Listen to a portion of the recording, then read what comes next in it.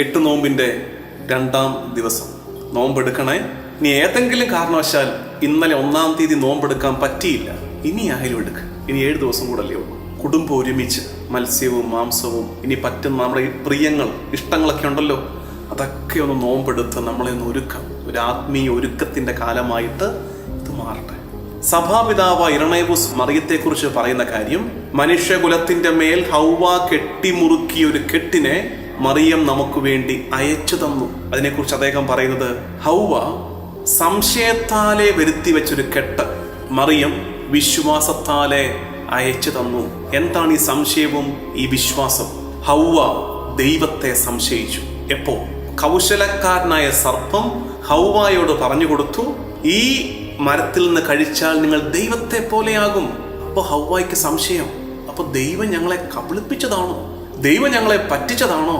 ദൈവത്തെ സംശയിച്ചു. ഹൗവ ദൈവത്തെ സംശയിച്ചപ്പോൾ ആ സംശയം മനുഷ്യകുലത്തിന്റെ മേലൊരു പാപക്കെട്ടായി വന്നു ഭവിച്ചു. മറിയം ദൈവത്തെ വിശ്വസിച്ചു.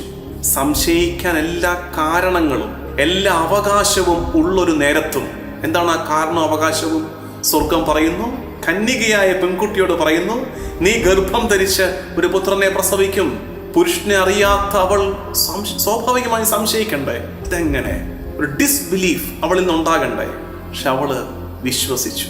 ആ വിശ്വാസത്താലെ ഈ കെട്ട്, ഹൗവ പണ്ട് കെട്ടിയ കെട്ട് മറിയം നമുക്ക് വേണ്ടി അയച്ചു തന്നു. പ്രിയമുള്ളവരെ, നമുക്കുമൊക്കെ സംശയങ്ങളാണിപ്പോൾ. സംശയമാണ്, പ്രത്യേകിച്ച് ഈ പ്രായമൊക്കെ എത്തുമ്പോൾ പിന്നെ സംശയങ്ങൾ കൂടുകയാണ്. എന്തൊക്കെ സംശയങ്ങൾ? ഇതൊക്കെ ഉള്ളതാണോ കർത്താവേ? നീ ഉണ്ടോ? ഞങ്ങൾ ഈ ചെല്ലുന്ന പ്രാർത്ഥനയൊക്കെ മുകളിലോട്ട് എത്തുന്നുണ്ടോ? ഞങ്ങളുടെ ജീവിതത്തിൽ നടക്കുന്ന കാര്യമൊക്കെ നീ കണ്ട് നോക്കി ചെയ്യുന്നതാണോ? സംശയമാണ്. സംശയിക്കാൻ സാഹചര്യങ്ങളും ചുറ്റുപാടുകളും ഏറുന്ന നേരത്തും വിശ്വസിക്കാമോ? കാരണം ഉണ്ടല്ലോ, സംശയങ്ങളെല്ലാം ഒരു കെട്ടാണ്. സംശയങ്ങളെല്ലാം ഒരു കെട്ട് കൊണ്ടുവരും നമ്മുടെ ജീവിതത്തിൽ.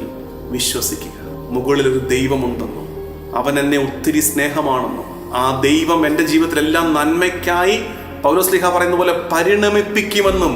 ആ വാക്ക് പ്രധാനപ്പെട്ടതാണ്, പരിണമിപ്പിക്കും. ദാറ്റ് മീൻസ് ഇപ്പൊ കാണുമ്പോൾ നന്മയായിട്ട് തോന്നുന്നില്ല, പക്ഷെ കർത്താവ് അതിനെ പരിണമിപ്പിക്കും, നന്മയ്ക്കായി മാറ്റിത്തരുമെന്ന് വിശ്വസിക്കുക. മറിയത്തെ പോലെ